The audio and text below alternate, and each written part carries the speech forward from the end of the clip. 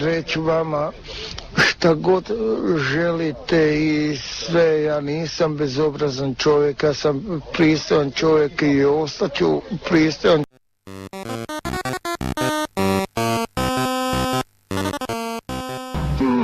To mene uopšte ne interesira, ali samo ja vam mogu jednostavno kazati, meni se u vaše, da vam kažem iskreno, ja ću vam kazati iskreno, meni to uopšte ne igra ulogu. Da, ja sam toliko pristojan čovjek i sve, samo kad ja volim to pogledati.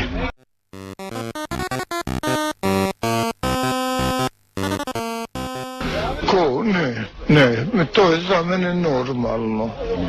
To je normalno, pa zašto?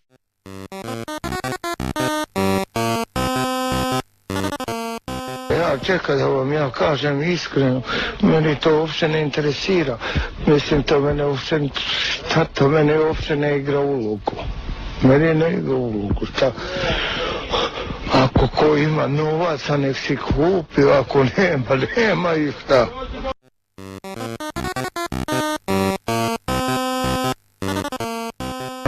Jebite i ono što vi mene mislite i živcirate, nema, to ne dolaze u obzir. To mene uopšte ne igra ulogu.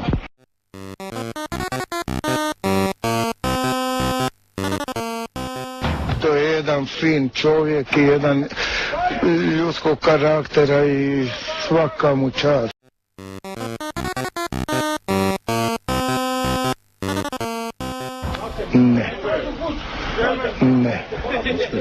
Ne.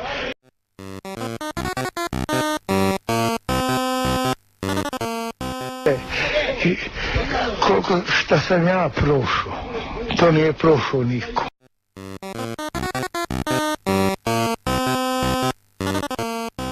Ja sam išao,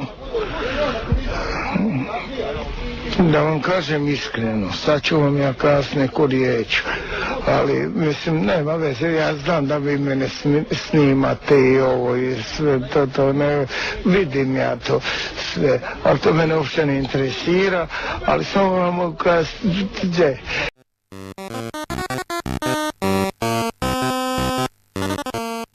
Pa normalno da vam kažem iskreno, za mene nijedan.